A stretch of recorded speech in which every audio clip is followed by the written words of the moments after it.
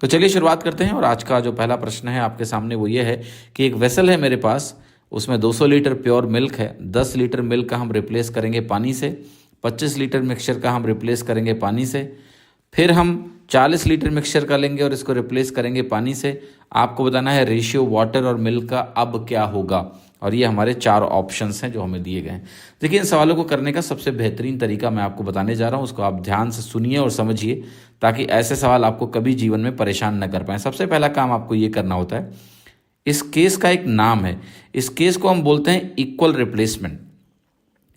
Equal replacement का मतलब ये है कि आपने मिक्सचर से कुछ निकाला और जितना आपने मिक्सचर से निकाला उतना ही आपने पानी मिलाकर उस मिक्सचर को उतना ही बना दिया फिर से।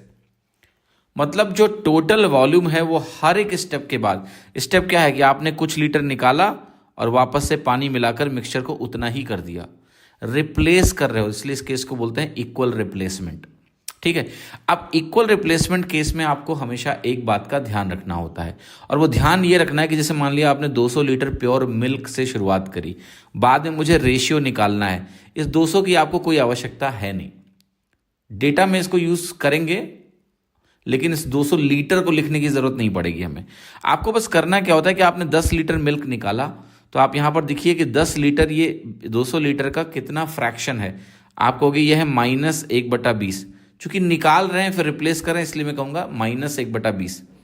फिर आपने 25 लीटर निकाला और रिप्लेस किया पानी से, तो यहाँ पर मैं लिखूँगा -25/200, और -25/200 मेरा हो जाएगा -1/8।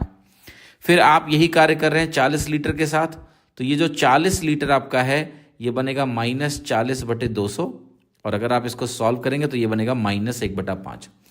अब आपके पास 3 वैल्यूज़ हैं, -1/20, आप यहाँ लिखेंगे -1/8, और यहाँ पर आप लिखेंगे -1/5।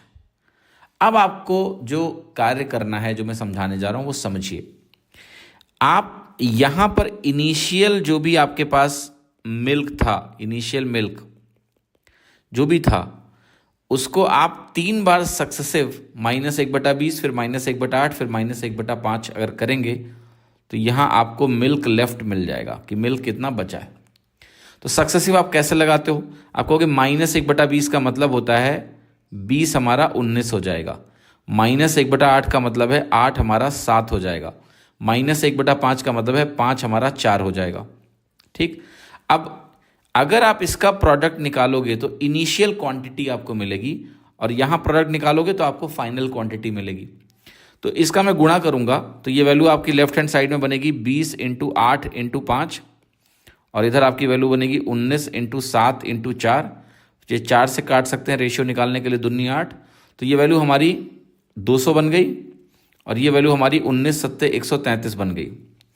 ये आपकी इनिशियल क्वांटिटी है और ये फाइनल क्वांटिटी है किसकी? मिल्क की। ये हमारी इनिशियल क्वांटिटी है, ये हमारी फाइनल क्वांटिटी है मिल्क की। तो ये इनिशियल मिल्क की क्वांटिटी 200 और यहाँ फाइनल मिल्क की क्वांटिटी 133। आप मुझे बताओ, अगर इनिशियल टोटल 200 है और बाद में मेरे पास मिल्क 133 है, तो वाटर कितना होगा? क्योंकि हर केस में जब आपने रिप्लेसमेंट किया है तो रिप्लेसमेंट में एक मज़ेदार बात ये होगी कि जो टोटल क्वांटिटी है वो तो हमेशा सेम ही रहेगी। तो अगर आपने शुरुआत में 200 रखा, देखिए ये वाला 200 और ये वाला 200, ये 200 लीटर और ये 200, ये दोनों अलग अलग चीज़ें हैं। ठीक है। ये मत सोचना कि यहाँ 200 लीटर या ये 200 आना ज़रूरी था, ऐसा नहीं है। किसी और टाइप की कैलकुलेशन में ये हो सकता है यहाँ पर कुछ और लिखा होता। तो हमें इसी को फोकस करना है कि भाई ये मैंने इनिशियल मिल्क क्वांटिटी मानी है और ये हमारे पास फाइनल मिल्क क्वांटिटी बची है। तो यहाँ आपके पास इनिशियल मिल्क आएगा और जब आप सक्सेसिव लगाओगे तो मिल्क लेफ्ट आया। तो मैं यही कह रहा हूँ कि अगर मिल्क लेफ्ट 133 है तो बाकी जो बचा वो क्या है? वो तो पानी है। 67 हमारा वाटर हो गया।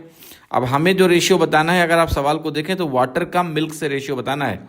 तो वाटर का मिल्क से रेशियो ये है कि वाटर 67 है और मिल्क हमारा 133 है, इसलिए हमारा जो उत्तर है वो डी हो गया 67:133। ये बहुत कॉमन मिस्टेक होती है कि अक्सर हम मिल्क और वाटर ही लगा के चले आते हैं रेशियो, लेकिन यहाँ वाटर एंड मिल्क पूछा है तो पहले वाटर यानी 67, बाद में मिल्क यानी 133, आशा करता हूँ आपको ये अप्रोच समझ में आई। इक्वल रिप्लेसमेंट के केसेस में ये अप्रोच आप इस तरह से ही सक्सेसिव की अप्रोच लगा सकते हैं, और जो आपका सक्सेसिव को सॉल्व करने का तरीका होता है उसी तरीके से आपका आंसर भी निकल आता है।